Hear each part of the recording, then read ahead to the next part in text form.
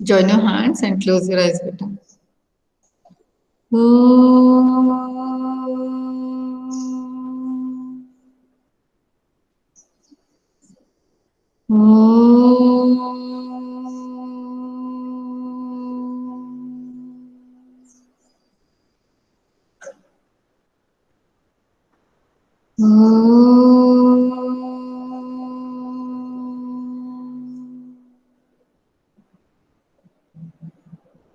Sai Ram. Saira ma'am. Saira ma'am. नया पाठ है कविता है, एक माँ की बेबसी। हर्षवर्धन, साई राम। Ma'am Saira ma'am. हाँ, जो बहुत दिनों के बाद आते हैं ना, तो साई राम बोलना बहुत जरूरी है, कहीं गुस्सा होके चले ना जाए, है ना। हाँ सबरीना, आप तो कभी वैसे बात करती नहीं हो। Yes ma'am. हाँ, क्लास में क्यों नहीं आते बेटा? अच्छा नहीं लगता आपको? बात ही नहीं करते आप। चलिए, इस पाठ में एक माँ कितनी बेबस होती है बच्चों को लेकर, उसके बारे में बताया है ना। आपको कभी कुछ प्रॉब्लम होती है तो आप देखोगे सबसे ज्यादा परेशान मम्मा होती है।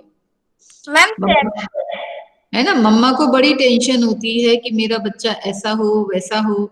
आपको जरा सा बुखार आ जाए, छींक आ जाए, आपने खाना नहीं खाया, तो मम्मा को बहुत परेशानी होती है, और मम्मा बार बार पूछती है कि क्या हुआ, क्यों नहीं खाया, क्या बना दूं, है ना। आपको टच करती है, आपसे बात करने की कोशिश करती है, आपकी प्रॉब्लम्स को पता करने की कोशिश करती है। और अगर आप उदास होते हो तो उदासी का कारण भी जानने की कोशिश करती है। ठीक है, और तब तक पीछे पड़ी रहती है जब तक आप उनसे बात ना कर लो। आप गुस्सा भी हो जाओगे तो आपके पीछे पीछे आपको थोड़ी देर के बाद मनाने आएगी, आपकी पिटाई भी कर दे तो भी आएगी। तो माँ कितनी बेबस होती है, इसके बारे में इस पाठ के द्वारा हम समझ सकते हैं। और ये हम सबके साथ में होता है। मम्मियां बहुत क्लोज रहती हैं, और मम्मी को पहले से ही पता चल जाता है कुछ बुरा होने वाला है, कुछ अच्छा होने वाला है। ये क्योंकि मम्मा बहुत ज्यादा जुड़ी हुई होती है। मम्मा हमारे बारे में बहुत ज्यादा सोचती है ना। पापा भी सोचते हैं, पर पापा को वो टेलीपैथी नहीं होती है जनरली। टेलीपैथी का मतलब आपके मन की बात उनको पता चल जाती है, आप क्या सोच रहे हैं, आप कैसे हैं, इस चीज के बारे में भी अंदाजा हो जाता है। ठीक है, तो इस कविता के माध्यम से हम पहले ये दीक्षा ऐप पे इसका एक वीडियो देखते हैं, कैसे कविता को गाया है, और शायद आपको बहुत अच्छा लगे। स्लो है लेकिन बड़ा अच्छा है, दिल को छूने वाला। तो मैं शेयर कर रही हूँ, पर मैं म्यूट हो जाऊंगी। ठीक है, ओके ठीक मैम। है, मैं म्यूट। आवाज जैसी भी आए हमको उसको सुनने की कोशिश करना है। किताबें आपके सामने हैं, कविता को गाया जाएगा, इसलिए आप अपनी किताब के साथ में उसको सुने। किताब को देखें कि कौन सी पंक्ति है। ये कविता इस 69 पेज नंबर वाली है। ठीक है, इधर सिर्फ इंट्रोडक्शन दिया है, इस तरफ सिर्फ उसकी भूमिका या प्रस्तावना दिया हुआ है। दूसरे पेज में आपकी कविता है, तो बड़ा ही सुंदर शब्दों में उन्होंने गाया है उसको। कविता गाई गई है, ठीक है, गीत की तरह। उसको ध्यान से सुनना और समझने का प्रयास करना। ठीक है, मैं अपना माइक म्यूट कर रही हूँ बेटा। अलंकृता, कोई प्रॉब्लम हो तो बस बता देना, मैं करूंगी कुछ भी नहीं, मैं रिस्पॉन्स नहीं कर सकती। Okay. Okay ma'am. Okay ma'am.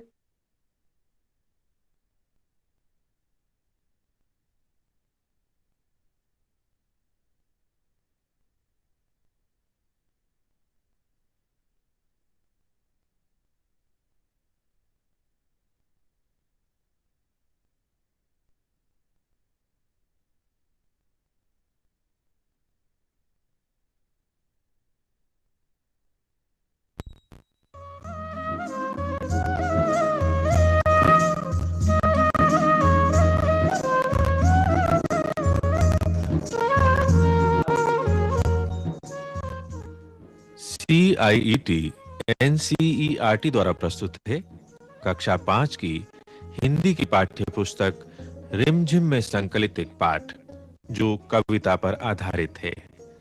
पाठ का शीर्षक है एक मां की बेबसी।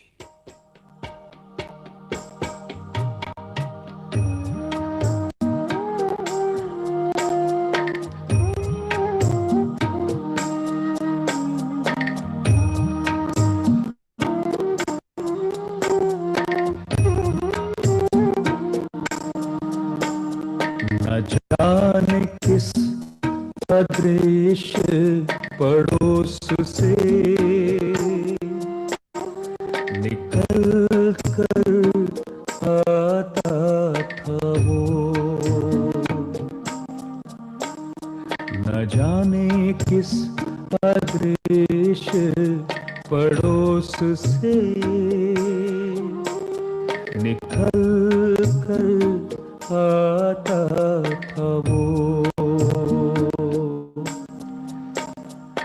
खेलने हमारे साथ, खेलने हमारे साथ, रतन जो बोल नहीं सकता था, खेलता था हमारे साथ, खेलता था हमारे साथ, एक टूटे खिलौने की तरह, देखने में हम बच्चों की तरह, था वो भी एक बच्चा।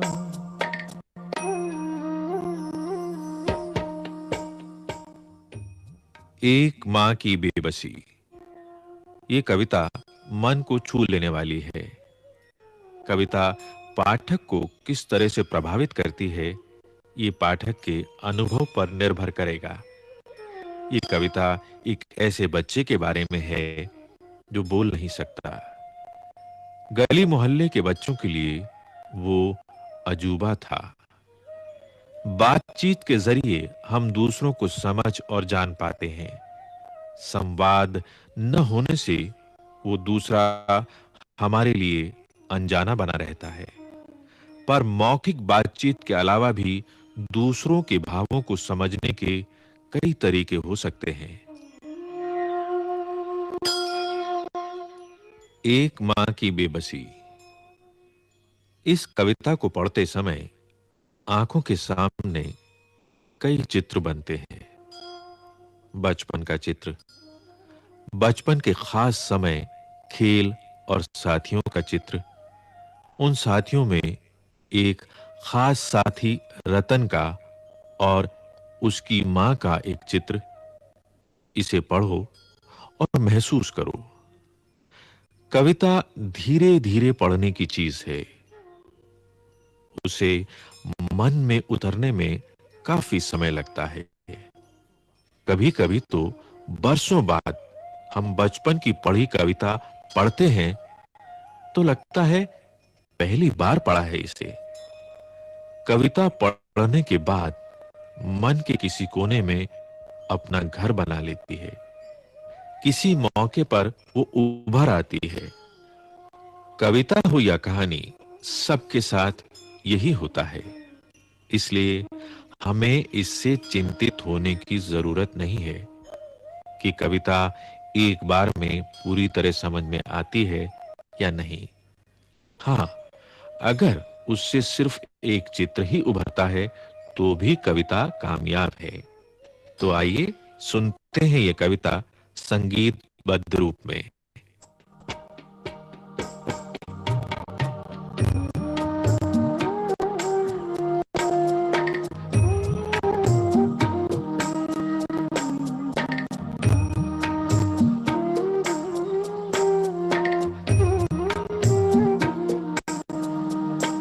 न जाने किस अदृश्य पड़ोस से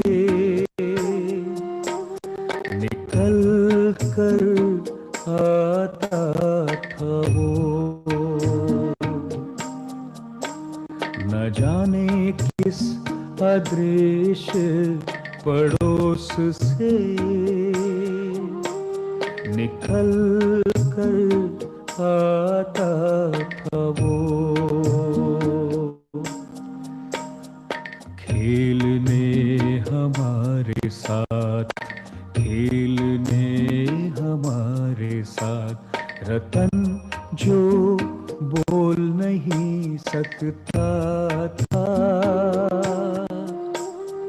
खेलता था हमारे साथ, खेलता था हमारे साथ। एक टूटे खिलौने की तरह देखने में हम बच्चों की तरह, था वो भी एक बच्चा।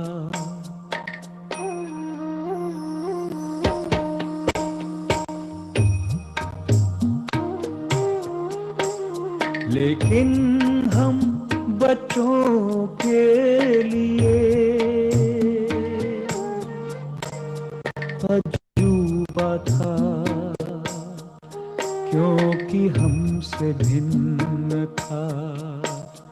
अजूबा था क्योंकि हमसे भिन्न था।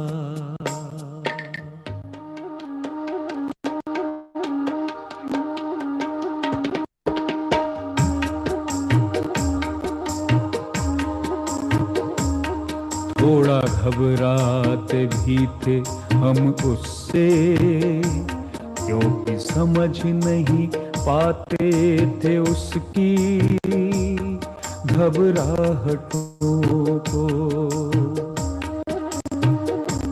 ना इशारों में कही उसकी बातों को, ना उसकी भयभीत आंखों में हर समय दिखती उसके अंदर की छटपटाहटों को।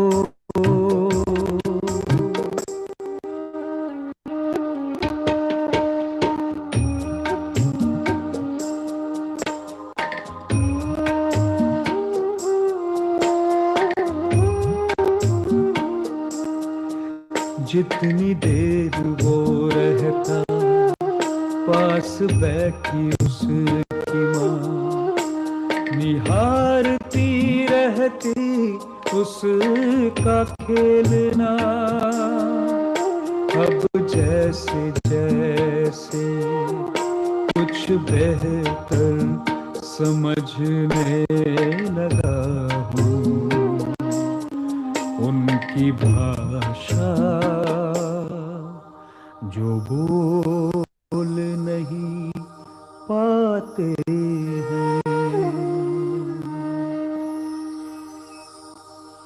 याद आती रतन से अधिक उसकी माँ की आँखों में झलकती उसकी बेबसी, उसकी बेबसी, उसकी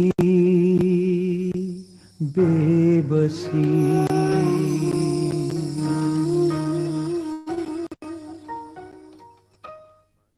एक माँ की बेबसी।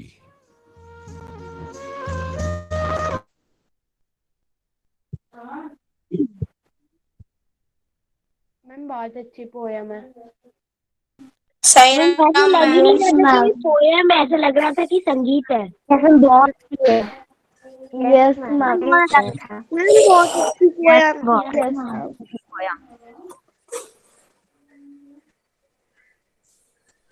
अच्छा लगा? यस यस मैम, ओके, अरे यस मैम। बहुत अच्छी मैम।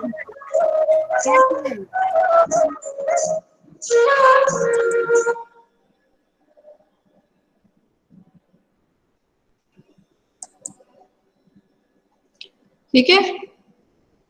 कविता को गाया गया था गीत की तरह, उसका इम्पैक्ट देखो, उसका प्रभाव क्या है।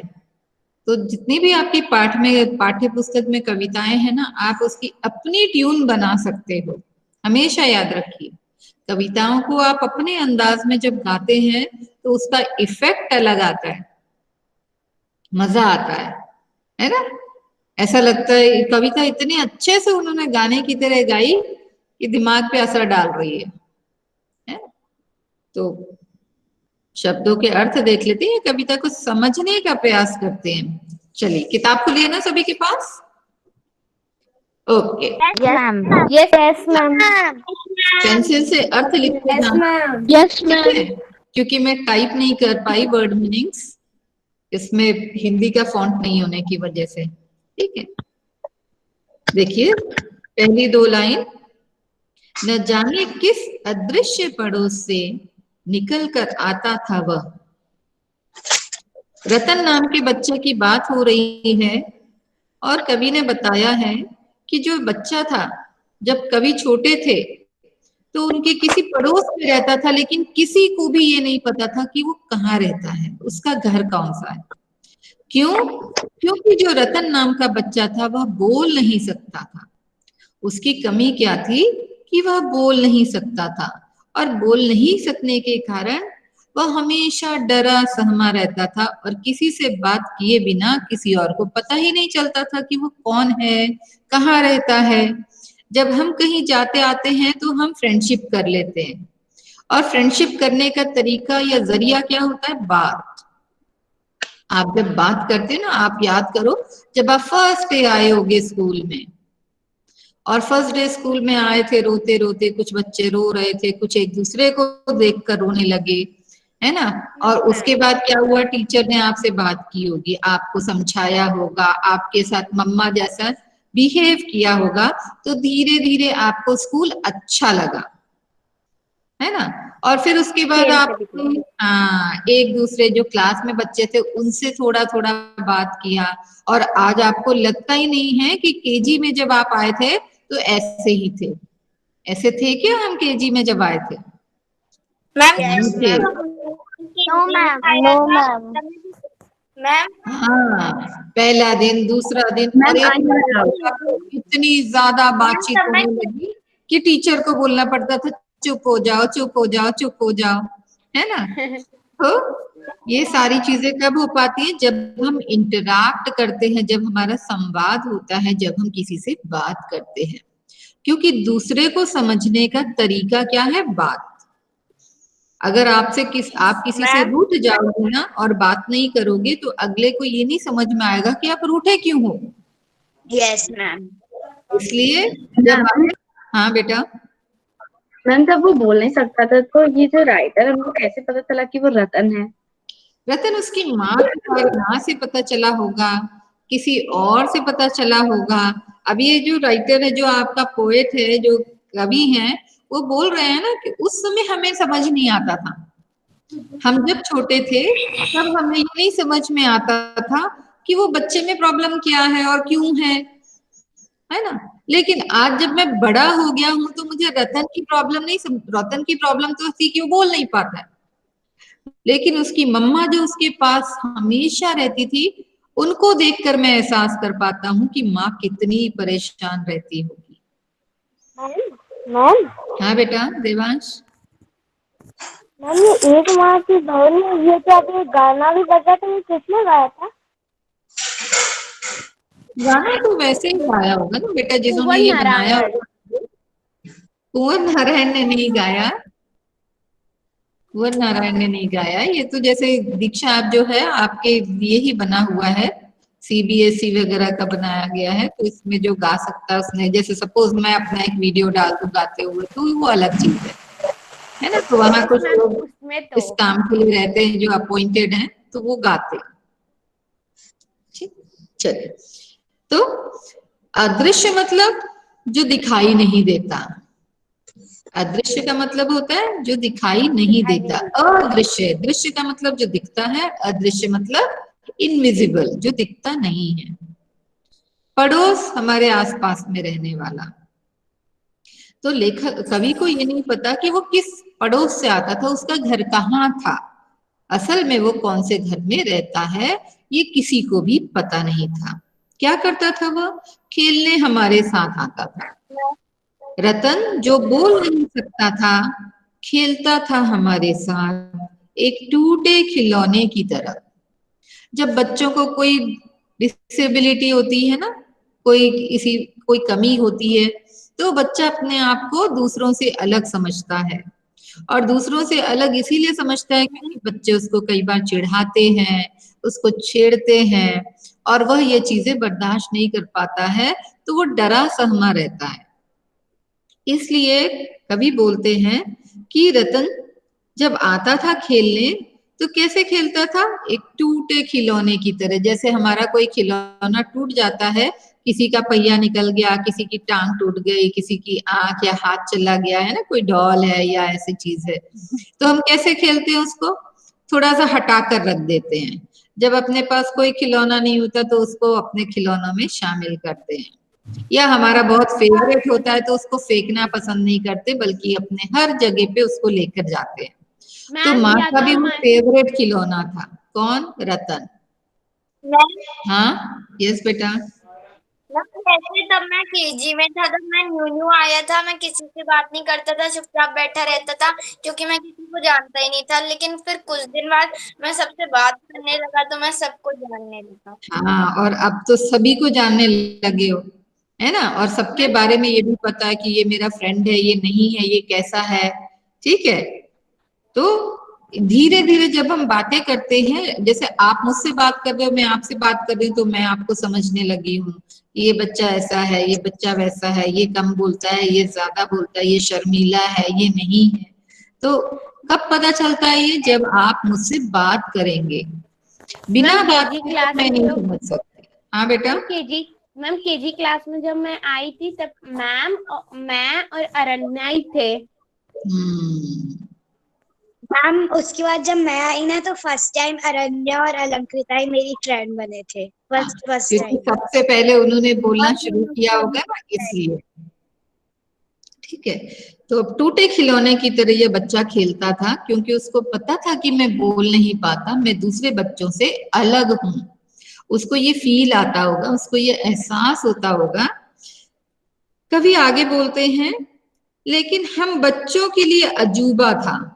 अजूबा मतलब अनोखी चीज। अजूबा का मतलब होता है कुछ अनोखी सी चीज। तो वो कैसा बच्चा था? अनोखा बच्चा। बच्चों को लगता था ये बहुत अलग है हमसे, और अलग होने का कारण क्या था?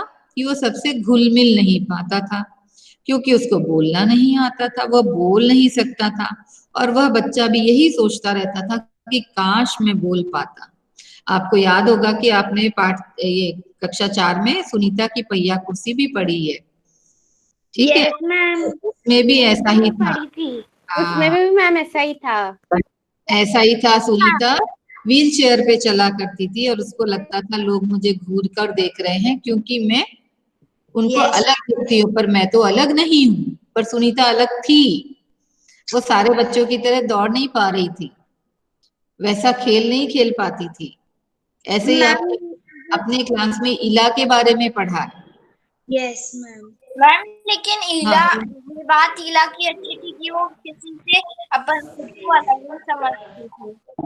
हाँ, इला अपने मन की बातें बात करके बोल सकती थी, सुनीता अपनी मन की बातें बता सकती थी, लेकिन यह बच्चा तो बोल ही नहीं सकता था, तो ये कैसे बताए अपनी मन की बातें? लेकिन मैम तब भी ईला को बुरा लगता था कि मैं क्यों नहीं झूला झूल पाती हूँ। जब हम कोई काम नहीं कर पाते, नॉर्मल नहीं होते, तो बचपन तो हमारा निकल जाता है बेटा।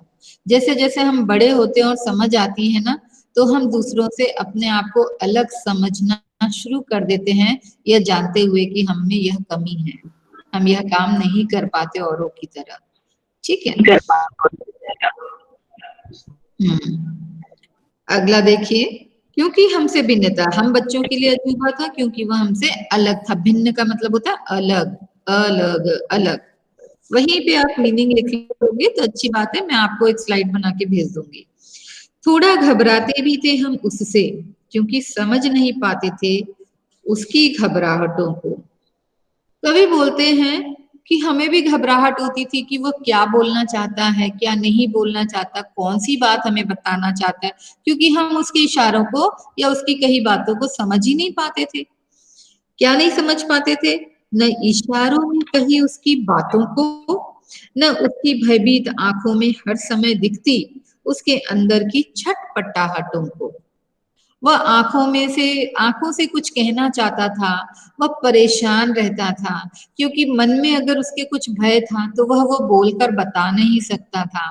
तो उसकी जो छटपटाहट मतलब कुछ कहने की इच्छा, छटपटाता कब है? जैसे एक पक्षी को पिंजरे में आप बंद कर दो तो आप देखो वो पंख फड़फड़ाने लगता है, उसको बोलते हैं छटपटाहट। आपको किसी जगह पे बंद कर दिया जाए या जबरदस्ती कोई काम किया जाए और आप निकलकर आजाद होना चाहते हो, उसको कहते हैं छटपटाहट। मतलब कुछ करने की इच्छा तो है पर कर नहीं पा रहे हैं। तो कवि बोलते हैं कि हमको भी घबराहट होती थी, बच्चे को ही नहीं होती थी, रतन को ही नहीं थी, घबराहट हम बोलने वाले बच्चों को भी होती थी, क्योंकि हम उसको समझ ही नहीं पाते थे वो क्या कहना चाहता है इशारों में, और ना ही उसके मन की बातों को हम पढ़ पाते थे। उसके अंदर की छटपटाहटों को समझ नहीं पाते थे। अब आगे बोलते हैं, वो जितनी देर वह रहता, पास बैठी उसकी माँ निहारती रहती उसका खेलना। जैसा मैंने शुरू में बताया, सभी बच्चे अपने माँ के राज दुलारे होते हैं, है ना? सब प्रिंस और प्रिंसेस होते हैं। जितनी भी बेटियां हैं सब प्रिंसेस होती हैं, माँ की राजकुमारी होती हैं, और जितने भी बेटे हैं वो सब राजकुमार। ठीक है? तो राजकुमार और राजकुमारी से कम हमारे माता पिता हमें नहीं समझते। हम जैसे भी हैं, आप पढ़ने में अच्छे हो नहीं हो, आप काले हो, आप गोरे हो, आप मोटे हो, आप कैसे भी हो, आप पाओगे कि आपकी मम्मा आपसे बहुत प्यार करती है, आप मम्मा के फेवरेट होते हो। ठीक है? तो ये जो फेवरेट होना है माँ के लिए, ये क्या है? हर बच्चा अपनी माँ का सबसे प्यारा बच्चा होता है। ठीक है? वो कभी ये एक्सेप्ट नहीं कर सकती कि उसका बेटा सबसे सुंदर या सबसे प्यारा या सबसे अच्छा नहीं है। ठीक? और इसीलिए जब आपकी कमियों के बारे में कोई गिनाता है तो मम्मा को बड़ा गुस्सा आता है कि आप ऐसे क्यों नहीं हो। तो मम्मा इतना सारा प्यार करती है जिसकी कोई लिमिट नहीं है, लिमिटलेस अनकंडीशनल लव। मैम कभी कभी गुस्सा भी आ जाता है। कभी कभी गुस्सा इसीलिए आता है क्योंकि वो प्यार करती है। ठीक है? जो लोग प्यार करते हैं वही आप पर हक जता पाते हैं, और कोई हक नहीं जता पाता। ठीक है? और आप भी प्यार करते इसलिए मम्मा से अपने मन की बात कह पाते हो, है ना? पड़ोस वाली आंटी के घर जाके उनका आंचल पकड़ के नहीं बोलोगे आंटी आंटी प्लीज ये बना दो ना, आज मेरा मन ये खाने के लिए कर रहा है ना? या आज यहाँ घुमाने ले चलो, आंटी ले जाएगी क्या आपको? नहीं ले जाएगी। नो मैम, है ना? No ma'am. तो मैम आंटी अपने बच्चों को लेके जाएंगी। हाँ, तो मम्मा Yes, जो चीज ma'am. समझती है वो और कोई नहीं समझ सकता। आप मम्मा से प्यार करते हो इसलिए आप अपने मन की बातें शेयर करते हो। आपको पता है ये बात मम्मा से आगे कहीं नहीं जाने वाली। ठीक है? लेकिन अगर आप पड़ोसी से वही बात जाके कहोगे तो वो हो सकता है 4 आंटी लोगों को और बताए कि उनके बच्चे ने मुझसे ये बात बोली। ठीक है? तो ये कॉन्फिडेंस जो है या ये जो फेथ है ये किस पे रहता है? हमारे अपनों पे, और खास तौर से अपनी मम्मा पे। नहीं तो पापा पे भी थोड़ा बहुत रहता है, किसी किसी घर में पापा पे भी आप लोग बहुत ज्यादा हर दिल की बात शेयर कर लेते हो। कई बार मम्मा स्ट्रिक्ट होती है और पापा बहुत लीनियंट होते हैं, बहुत ज्यादा ऐसे होते हैं कि माफ कर देते हैं, ठीक है चल जाएगा चले जाएगा कोई बात नहीं बच्चा ही तो है ना। तो कई बार ऐसी भी स्थितियां रहती हैं। तो बोलते हैं कवि कि वो बच्चा जितनी देर तक हमारे साथ खेलता रहता, मैंने देखा कि उसकी माँ एक कोने में बैठ के सिर्फ अपने बच्चे को देखती थी, सिर्फ अपने बच्चे को, जैसे कि वो कितना उसके बारे में सोचती हो। जब बच्चे में कोई कमी नहीं रहती, जैसे आज की डेट में आप लोग स्कूल आते हो तो आप अकेले आ जाते हो, आप अपने फ्रेंड के घर अकेले जा सकते हो, क्योंकि मम्मा को ये पता है, पापा को पता है कि आप बोल सकते हो, चिल्ला सकते हो, कह सकते हो। लेकिन जो बच्चा किसी न किसी तरीके से कमजोर होता है, जिसमें कोई कमी होती है, उसके पेरेंट्स उसको अकेला नहीं छोड़ पाते। कारण क्या होता है? क्यों नहीं छोड़ पाते? उनको डर क्योंकि रहता है अगर कि मैम हमारे वो बच्चे किसी को कुछ हुआ मुसीबत ना में जाए। मुसीबत में हो बोल नहीं जाए सकता। तो इसलिए मुसीबत में हाँ हो गया मैम तो उनके पेरेंट्स उनको बचा सकते हैं। हाँ, कार्बी? मैम क्योंकि वो बोल नहीं सकता तो मुसीबत में पड़ेगा तो कुछ बोल भी नहीं सकता ना। हाँ, अंश? अगर कोई इसके साथ मतलब कोई उसे मार रहा है तो वो बोल भी नहीं पाएगा। मैम क्योंकि हाँ, अगर कोई किडनैप करके ले जाएगा तो वो चिल्ला भी नहीं सकता जिससे चिल्ला और भी कोई नहीं। बचा हाँ, ले। मैम अगर उसका उसे को मतलब उसे कुछ भी चाहिए तो उसकी माँ उसे दे सकती है और दूसरे लोग उसकी बात समझ नहीं सकते। बहुत अच्छी बात। आप छोटे थे ना तो आपने बचपन से ही बोलना थोड़ी ना शुरू कर दिया था? कर दिया था? किसने शुरू कर दिया था? जब वन डे 2-3 साल में किया था। हाँ, लेकिन आप देखते अगर फील करोगे तो मम्मा को सब समझ में आता है। जो छोटे बेबीज के साथ में मम्मा रहती है ना, मम्मा को मैम सब समझ में आता है। मैम मेरी जो बच्चा ये बोल रहा है, बच्चा वो बोल रहा है, वो इसलिए रहा है। हाँ मैम हाँ, जैसे मेरी मौसी की बेटी है, वो छोटी है, वो थोड़ा सा तुतलाती है, वो बोलती तो मुझे कुछ समझ नहीं आता है, पर जब वो अपनी मम्मी से कहती है फिर उसकी मम्मी मुझे बताती है ना, उसकी मम्मी को पूरा समझ आता है कि वो क्या कहना चाह रही है और क्या नहीं कहना चाह रही है, पर मुझे बिल्कुल समझ नहीं आता कि वो क्या कहना चाह रही है। मैम बिल्कुल ऐसा सही। इसलिए होता है क्योंकि वो बेबी उसकी मम्मा के साथ ज्यादा टाइम स्पेंड करता है तो उसकी आपके मम्मा साथ ज्यादा टाइम स्पेंड करेगा ना तो भी आप नहीं समझ पाओगे, क्योंकि मम्मा मैम दिल क्योंकि को वो उसकी मम्मा है, वो हाँ, उनकी मम्मी है, वो उसकी मम्मा दिल मम्मी को है, वो पढ़ती है समझ पाती आपके। आप कुछ नहीं भी बोलोगे ना तो भी समझ जाएगी, आपकी आंखों को देखकर, आपकी बातों को देखकर, आपके भाव को देखकर वो समझ जाती है। है, क्योंकि मैम उनके बच्चे के अंदर उनका ही खून होता है, उनको हाँ, पता रहता है। ठीक है। तो जब हम किसी को बहुत प्यार से ऑब्जर्व करते हैं, बहुत मतलब पूरे ध्यान से, तभी हम किसी को समझ पाते हैं। ये बिल्कुल सही है। और माँ जो है हमसे जुड़ी होती है तो आपकी छोटी छोटी चीजें भी माँ को पता होती। आपको नहीं पता होता कि मेरी मम्मा को ये सब पता है, ठीक है। तो जो कवि है वो बोलते हैं कि जब तक वो बच्चा खेलता था, माँ बैठकर उसको दूर से निहारती रहती थी। और जैसा आप लोगों ने बताया कि माँ को ये डर होता होगा कि कहीं इसको चोट लग गई, कहीं इसको परेशानी हुई, तो ये किससे बोलेगा तो मैं तो समझ पाऊंगी। कहीं इसको कोई परेशानी हो गई, मैं यहाँ से चली गई छोड़कर, तो ये बेचारा रोएगा और चिल्ला भी नहीं पाएगा, तो कौन इसकी मदद करेगा। इसलिए माँ उसको देखती रहती थी जैसे उनका लाडला काश बोल पाता। अब जैसे जैसे कुछ बेहतर समझने लगा हूं, बेहतर मतलब अच्छी तरह से, थोड़ा अच्छी तरह से, बेहतर मतलब पहले से अच्छा, पहले से अच्छा। तो जब कवि बड़ा हो गया है और बोलता है कि अब मैं कुछ बेहतर समझता हूं, तब बचपन और अब में मेरे में बहुत अंतर आ गया है, मैं बेहतर समझने लगा हूं। क्या समझने लगा हूं? उनकी भाषा जो बोल नहीं पाते हैं, उनकी भाषा को जो बोल नहीं पाते हैं, अब मैं समझ सकता हूँ कि वो क्या सोचते होंगे, क्योंकि अब मैं बड़ा हो चुका हूँ और मेरी भावनाएं उनकी भावनाओं को समझ सकती हैं। याद आती रतन से अधिक उसकी माँ की आंखों में झलकती उसकी बेबसी। बोलते हैं कि मुझे रतन से भी ज्यादा उसकी माँ की बातें याद आती हैं। क्या याद आती है? माँ ने कभी बोला नहीं कि मेरा बच्चा बोल नहीं पाता, लेकिन माँ के देखने का जो तरीका था, माँ के चेहरे पे जो उदासी थी, माँ के चेहरे पे जो बच्चे को लेकर इनसिक्योरिटी उसको दिखाई देती थी, आज वो जब पीछे जाता है, जब उस फिल्म के पर्दे की तरह उस पिक्चर को वापस से देखता है रिवाइंड करके, तो लेखक कवि को ये समझ में आ जाता है कि माँ कितनी बेबस होगी। बच्चे का तो चलो समझ में आता है, उसको है प्रॉब्लम, लेकिन माँ इतनी ज्यादा लाचार थी। बेबसी का मतलब होता है लाचारी, कुछ करने की स्थिति में नहीं होना। जब हमारे पेरेंट्स हमें समझते हैं या जब आप सब चीजों को समझते हो पर आप कुछ भी कर नहीं पाते, तो आपको बड़ा गुस्सा आता है, यस मैम। आपको बहुत चोट लगती है। मान लीजिए आप सोचते हो कि मैं ये काश कर पाता, पर आपके पास पैसे नहीं है।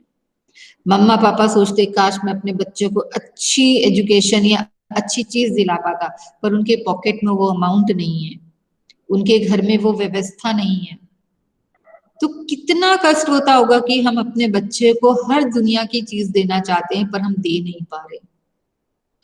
तो कभी भी यही सोच रहा है कि आज मैं उसकी माँ की बेबसी को समझ पा रहा हूँ, क्योंकि मैं बड़ा हो चुका हूँ और मुझे दिखाई दे रहा है कि उसकी माँ कितनी बेबस है, उसकी आंखों में कितनी लाचारी है, क्योंकि वो जानती तो है कि मेरे बच्चे की तकलीफ क्या है, पर वो उसकी मदद नहीं कर पा रही है। मैम झलकती मतलब दिखाई देती है, झलकना मतलब ओके दिखाई मैम। देना, है ना, झलकती दिखाई देती है।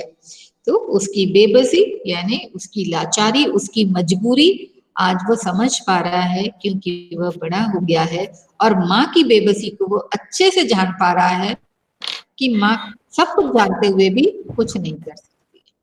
ये आपकी कविता है, तो अपनी माँ के बारे में एक कविता जरूर लिखें। का मतलब क्या है? हाँ बेटा, लाचार।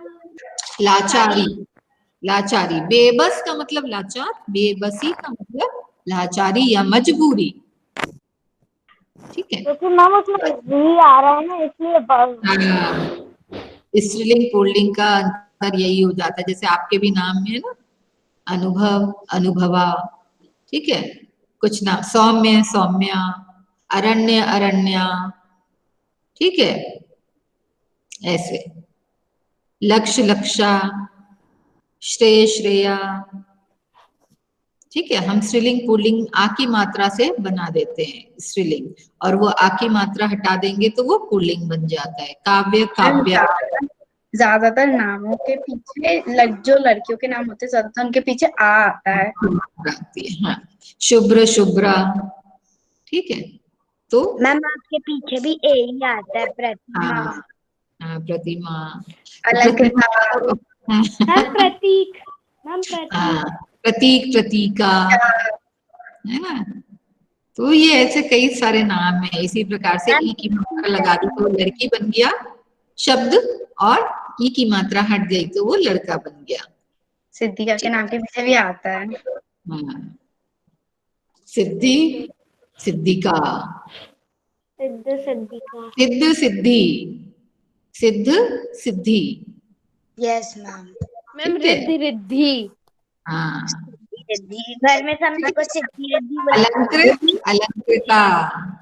मैम लेकिन मेरे नाम के आगे ऐसा लेटर आता ही नहीं है। हाँ, नहीं आता है, मृदुल, मृदुला, मृदुल, मृदुलिका, मृदुला, मृदुला, मृदुला हमारी एक मैम थी, इसी स्कूल में थी मृदुला, ठीक है। तो इस तरीके से बहुत सारे नाम बनते हैं। ज्यादातर नामों में आ की मात्रा आती है, किसी किसी में ई की भी मात्रा आती है, और कुछ ओरिजिनल रहते हैं, ठीक है, जिसमें हम कोई चेंज नहीं कर सकते। हाँ, मैम शाश्वत का क्या होगा? शाश्वत का, शाश्वत तो अपने आप में शाश्वत है। शाश्वती, शाश्वतता, हाँ, और मैम शाश्वती, वरुण शाश्वती का शाश्वतिका, शाश्वती, मैम मेरा, मैम मेरा, हाँ, अंशिका, अंशा, अंशिका। अंशिका, अंशिका, हाँ, अलंकृता। हाँ। चलो, कोई डाउट है? शायरी बन पाएगा। No ma'am. अलंकृता, थर्सडे को प्रश्न उत्तर इसको पढ़ के रखना एक बार, और कविता अपने मन से पढ़ना, भाव से पढ़ना, मैम मजा मुझे आएगा। और कहना है माँ के बारे में कविता लिखना है, माँ के बारे में कविता लिखना। आप अपनी माँ के बारे में क्या सोचते हो, एक छोटी सी पिक्चर बना के उसके साथ में एक कविता लिखनी है। मैम मम्मा, आपको अगर आपको लगता है कि कविता मुझे लिखनी पापा थी। के बारे में लिखना है तो आप पापा के बारे में भी लिख सकते हो, ऐसा कोई जरूरी नहीं है, पर मम्मा पापा में से किसी दोनों एक के बारे में, दोनों के बारे में लिख सकते हो। मैम आपने कविता लिखनी थी। हाँ, कनक अपने अपने हिसाब से, अपने मैम शब्दों में। मैंने आपके पर्सनल मैम पर्सनल ग्रुप पे सेंड करी थी मैंने। पहले लिखी थी ना, वो मैम अभी लिख के भेजी थी। अभी लिख के भेजी? नहीं, चेक कर लूंगी बेटा, ठीक है, मैं चेक कर मैं लूंगी। लिखनी है वो फिर आपको पर्सनल विंडो पे सेंड करनी है ना? पर्सनल विंडो पे ग्रुप में जब आप सेंड करते हो ना, इतने सारे मैसेजेस में वो खो जाता है बेटा, ठीक है। मैम मैंने किया था। हाँ पर्सनल, आपने अरण्या ने तो गाई भी है, हाँ पर्सनल विंडो पे, ठीक है, पर्सनल विंडो पे कोशिश करना माँ की फीलिंग्स, माँ के बारे में जो आपकी फीलिंग्स है उसको कविता में उतारना है, ठीक है। तो कोशिश करना, पापा के बारे में भी लिख सकते हो, no problem at all, problem नहीं है। आपको लगता है कि मुझे पापा के बारे में ही लिखना है तो मैम दोनों के बारे में लिख सकते हैं? अरे बिल्कुल बिल्कुल, मुझे तो अच्छा ही लगेगा दोनों के बारे में लिखोगे तो, ठीक है। हाँ चलिए, आपको दूसरी क्लास में भी ज्वाइन होना है, जल्दी जल्दी रिफ्रेश हो जाना और फिर तैयारी कर लेना, शांति पाठ करते हैं, ठीक है। ओके चलिए। मैम।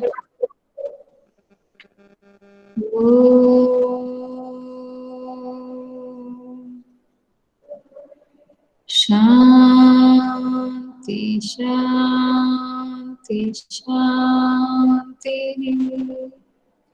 साई राम, साई राम बेटा, सायरा मैम। Thank you. खुशहाल कैसे